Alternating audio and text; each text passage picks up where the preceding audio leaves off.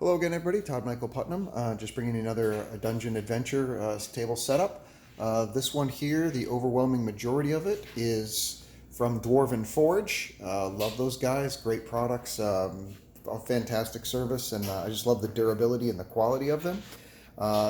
Mostly we're just going to be looking at the way that I integrated several of the things, just so you can use some of the ideas possibly for your setups.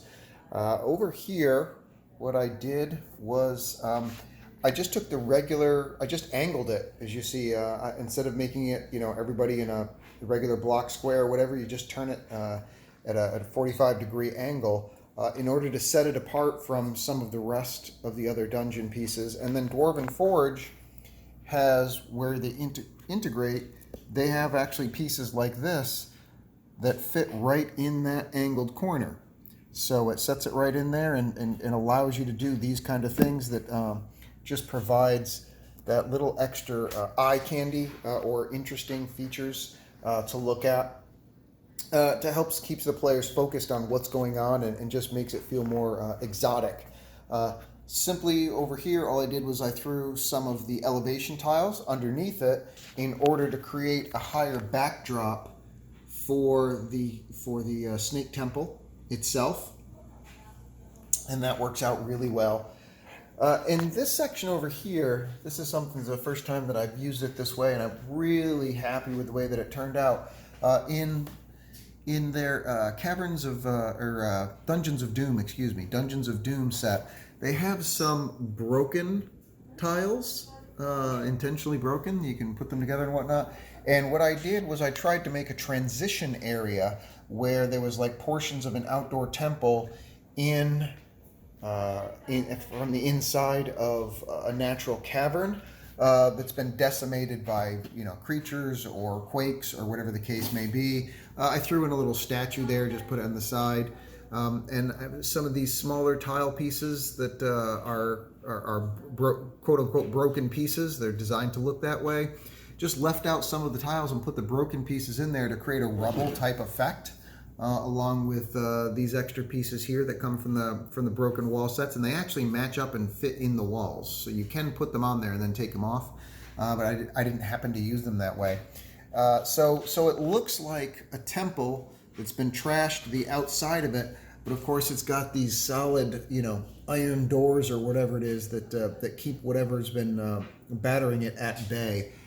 So that really came out well. And then just to try and bring that scene together, not from Dwarven Forge, the Skyless Realms Kickstarter. It's a lot of 3D printed items there, and these stalactites or stalagmites, I never get it right.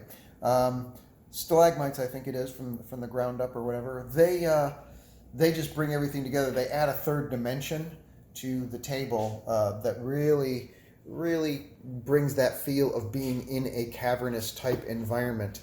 So I love putting those in. So by the time I brought all that together, this particular scene, I think, came out really well. Then here, if we go back in a little bit further, I kind of made like a natural cavern maze. And I don't have all of the newer Caverns Deep stuff. This is actually the original Dwarven Forge Caverns, and they still work just fantastic. Just by using a lot of the corner pieces or the rounded circular pieces and mixing them up, you can create kind of a maze-like effect that branches off in different areas and throw these little pieces down here, the floor pieces that have some step-ups to them. All that works to serve and create more of a natural experience, more natural-looking cave experience. Threw that all together and just tried to create several pathways for adventures to travel through. And the effect for the eye, when you kind of pull back and look at it, is very much the Labyrinth movie type maze effect. It really, just gives that feeling that there's a maze of caverns going everywhere, and you could easily get lost in there.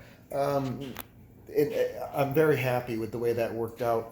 Again, that's just the standard Dwarven Forge Caverns tiles, not even their newer ones, and you can with a little bit of creativity you can certainly come up with something that looks great. This here is their Chamber of Sorrows. That's what it's called, Chamber of Sorrows. This is what it comes looking like. It doesn't have all the materials inside except for from Dwarven Forge. It does have that blood pool, and it does come with these posts here and this funky looking red door. The rest of the stuff I got from, I think, Griffin Co. Or some other companies on eBay or 3D printed resellers. And this is just the perfect torture room type thing. So you just throw that stuff in there and you get some torture guys in there. I've got, this is actually supposed to be like a preacher's pulpit type thing. But I went ahead and I just put this particular cultist-like dude up inside of it in here, almost as if he's like taking notes on the people that are being tortured. Either for the interrogations and the information he's getting out of them, or just because he's gruesome and sadistic and he's taking notes on different ways of torture that they work. And so that one came out pretty good. This one here, I tried to create like a cleric's residence kind of a thing. So I just, again, this is mostly Dwarven Forge, but the bed and some of the floor pieces and stuff like that, I believe I got mostly from Griffin Co. Another fabulous company. If you haven't looked at their stuff, they've got all kinds of great little knickknacks that you throw in there that really help bring a dungeon to life. So highly recommend them. I always had a good experience with those guys, including this piece right here, like a pipe organ thing. And then if I can circle around, I've got like a grandfather clock that's in there, and just little different items that kind of add some character to a particular place. This glowing thing is, I want to say that's from Dungeons of Doom. Yeah, I'm pretty sure that one's from Dungeons of Doom. And that's just like an area that's right off from the torture chamber where the cleric apparently enjoys hearing the screams of the people that are being tortured under his name. Maybe not so much a nice guy. This one here, just grabbed some, these are, where did I get these things from? Someplace online, but the banners are basically Game of Thrones banners, so I just had them painted up, and it just adds a little something to the experience. This fountain piece is from Dwarven Forge. It is backlit, and it just provides a nice little a centerpiece to work with. These pieces right here are also from Dwarven Forge. Those I want to say those are Dungeons of Doom as well, but I could be wrong on that.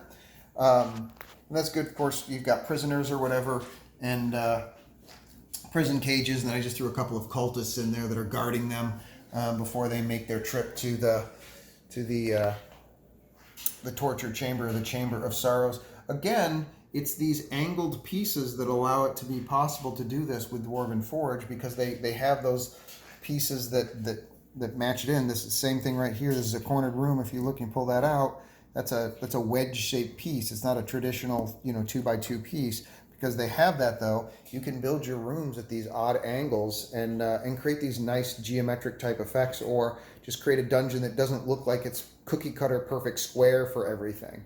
And that's a nice experience. Same thing with this doorway right here. I put the doorway literally right in the corner of the hallway, entering into this study or alchemist chamber that I have. I believe I got that from Griffin's Co. Not the glowing lights are from Dwarven Forge, from Dungeons of Doom, but the actual alchemist table itself, I believe, is from Griffin Co. And this here just supposed to be like a banquet room, where I put various things in here for like wine casks and cooking and things of that nature. Kegs over here. Somebody made this. Somebody crafted this online. So I got two of them that basically has like a small map or picture or whatever it is that all they did was they glued it onto the Dwarven Forge tiles, and it just looks cool. It's just a thing. It's perfect for if you want to have some kind of a map or something, or a picture that you want to draw the player's interest to in a dungeon adventure. Rather than just verbally describing it, you can put it there and see if the players are sharp enough to actually notice it. So that's basically the overall view of how I put it together, and some of the pieces that I used. And again, as always, look forward to your comments, and really appreciate you taking the time to view. Take care. And I'll be back with another video at some point, I'm sure. All right, bye.